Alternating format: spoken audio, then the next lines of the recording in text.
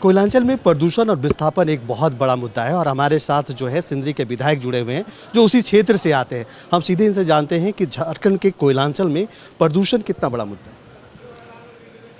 प्रदूषण उत्खनन ये आपस का एक जुड़ा हुआ ये है और दोनों ही कोयलांचल में बहुत बड़ा मुद्दा बनना चाहिए जो नहीं बन पा रहा है। उत्खनन से जहाँ जो आज जिस विभाग का ये था बजट ये था उसको यदि हम लोग देखें तो उत्खनन से ही जल स्तर नीचे जा रहा है और जल स्तर नीचे जाने से जो जल संसाधन में कमी आ जा रही है। जल को जब हम संसाधन का उपयोग में ले जाने का काम करते हैं, वो उद्योग हो, खेतों में पानी देना हो, मत्स्य पालन हो या फिर और कई काम में लगाते हैं, तभी वो संसाधन का रूप में हम लोग मान सकते हैं। वो धीरे धीरे घट रहा है। इसका कैसे किया जाए तो उस पर यदि ध्यान दे तो हमको लगता है कि प्रदूषण के साथ साथ जो आज का जो ये था उस पर भी सही ढंग से काम हो पाएगा। झारखंड के लिए खनिज जो है एक वरदान है, लेकिन जिस तरह से कोयलांचल में खनिजों का दोहन हो रहा है उसके दुष्परिणाम भी निकल रहे, खासकर पुनर्वास को लेकर। कई सारे ऐसे परिवार हैं जिनको विस्थापित किया जाता है, लेकिन विस्थापन भी सही तरीके से नहीं हो पा रहे। विस्थापन का वैसा नियम नहीं बन पाए, पुनर्वास का नियम वैसा नहीं बन पाया है। और विशेष करके यदि देखें तो कोयलांचल में जो लोग रह रहे हैं उनको JRDA के माध्यम से जो करना है वो नहीं हो पा रहा है। कुछ लमसम अमाउंट दे करके उसको वहाँ से हटने के लिए बाध्य कर दिया जा रहा है। कोई गांव है, कोई बस्ती है जो पूरी तरह वो अपने ज़मीन पर रह रहे हैं लेकिन उसके रास्ते बंद कर दिए जा रहे हैं, उसको विवश किया जा रहा है कि वो घर छोड़ के चल जाए। तो ऐसे जगहों पर पुनर्वास नीति सही ढंग से लाने की ज़रूरत है, उसको बनाने की ज़रूरत है और उस पर काम करने की ज़रूरत है। और इन सब खनिज का ही में निश्चित रूप से जो वहाँ के लोग हैं उन लोगों के लिए एक अभिशाप के रूप में देखने को मिला। आप जिस विधानसभा क्षेत्र से आते हैं सिंदरी में एक बेलगड़िया एक जगह है जहाँ पे एशिया का सबसे बड़ा पुनर्वास संस्थान केंद्र बनाया गया है, जहाँ पे कोयलांचल से जो भी खनन से प्रभावित लोग हैं उनको पुनर्वासित किया जाता है। लेकिन वहाँ पे पुनर्वास तो एक तरफ हो रहा है, लेकिन उनकी दुर्दशा कहीं ना कहीं जो है देखी जा रही है।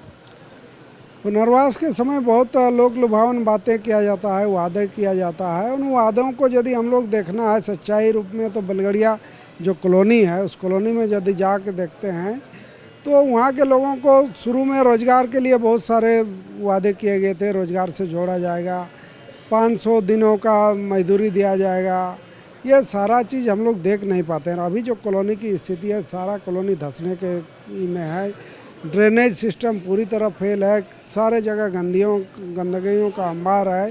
तो इन सब को देखने सुनने के लिए कोल इंडिया, BCCL या JRDA सही ढंग से नहीं कर रहे हैं। तो ये एक कह सकते हैं कि उनको वहाँ से विस्थापित करने के लिए लोकलुभावन बातें होते आए, लेकिन उन बातों का अमली जामा जो पुनर्वास स्थल है वहाँ पर देखने को नहीं मिल पाता है। तो इन सब के लिए ठोस रूप से एक बनना चाहिए ये कि उस पर भी जांच हो, उसको भी कार्रवाई में लाया जाए। अब सरकार के सहयोगी दल भी हैं, क्या सदन में इन बातों को, इन मुद्दों को लेकर उठाएंगे? जरूर उठा ही रहे हैं हम। ये तो केंद्र से रिलेटेड है बेलगड़िया कॉलोनी, राज्य से संबंधित भी जो मुद्दे हैं उन मुद्दों को भी हम रख रहे हैं। सरकार में है कुछ नीतिगत ये में हम सरकार के साथ में है, लेकिन उसमें भी कुछ संशोधन या फिर कुछ सुधार या कुछ आग्रह का बात है, उन बातों को तो सदन में रखने का काम कर ही रहे हैं। एक अंतिम सवाल है कि झारखंड के कोयलांचल में खासकर अगर देखा जाए तो जल समस्या जो है, खासकर पेयजल की समस्या लगातार बनी रहती है, इसको लेकर के पेयजल की समस्या के लिए सबसे ज़्यादा जो अभी देख रहे हैं जलस्तर बड़ी तेज़ी से नीचे आ रहा है। अब पूरा झारखंड का यदि देखें तो धनबाद और कोडरमा, धनबाद 1 नंबर में है जहां भूजल का दोहन 74% दोहन हो रहा है, कोडरमा 66% है, रांची 44% है।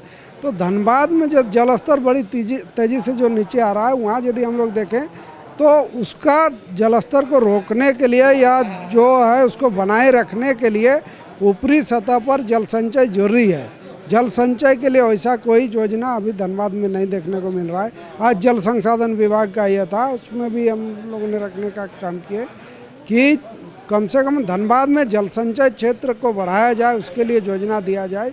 हो सकता है बैराज, दामोदर नदी है, पंचायत डैम है, मैथन डैम है, बैराज बना करके खेतों में पानी दिया जाए, कई और सिंचाई के साधन को वहाँ किया जाए, जल संचय क्षेत्र को बढ़ाया जाए। तो इन सब योजनाओं को यदि काम करते हैं और पूरे राज्य में इस ढंग से यदि काम होता है तो जल स्तर बना रहेगा, तो पेयजल संकट में भी कमी आएगी। दूसरी समस्या जो है धनबाद का वो भूमिगत आग है। इसको लेकर भी लोग जो है लगातार प्रभावित हो रहे हैं। वहाँ का खासकर अगर झरिया की बात की जाए तो झरिया क्षेत्र में भूमिगत आग के कारण कई लाख परिवार जो है वो विस्थापित हो चुके हैं। और भूमिगत आग के लिए ही बेलगड़िया कॉलोनी का उस समय शुरुआत हुआ था। JRDA के माध्यम से जो भूदशान क्षेत्र से उन लोगों को ही करके पुनर्वासित करने का, पुनर्वासित जहाँ हो रहे हैं वहाँ रोजी रोजगार नहीं मिल रहा है, तो लोग फिर से जहाँ रहते थे वहाँ भी जान में जोखिम करके वहीं रह रहे हैं, चूँकि रोजी रोजगार का जगह जुड़ा हुआ है। तो एक बहुत बड़ी समस्या है। इसका अस्थाई और कैसे समाधान हो, इसको टेबल में बैठ के तय नहीं किया जाता है। वहाँ जा करके लोगों से मिल करके उनसे जुड़ करके यदि नीति बनाया जाए तो हमको लगता है कि ये ज़्यादा कारगर होगा। ये थे सिंदरी से विधायक बबलू महतो, जिन्होंने स्पष्ट तौर पे झरिया खासकर कोयलांचल की अगर बात करें तो कोयलांचल के कई मुद्दों पे खासकर भूमिगत आग, विस्थापन, पुनर्वास को लेकर जो सवाल थे उनके बेबाकी से जवाब दिया। अपने सहयोगी राकेश सोनी के साथ Kumar Kamish, news alert India, Ranchi.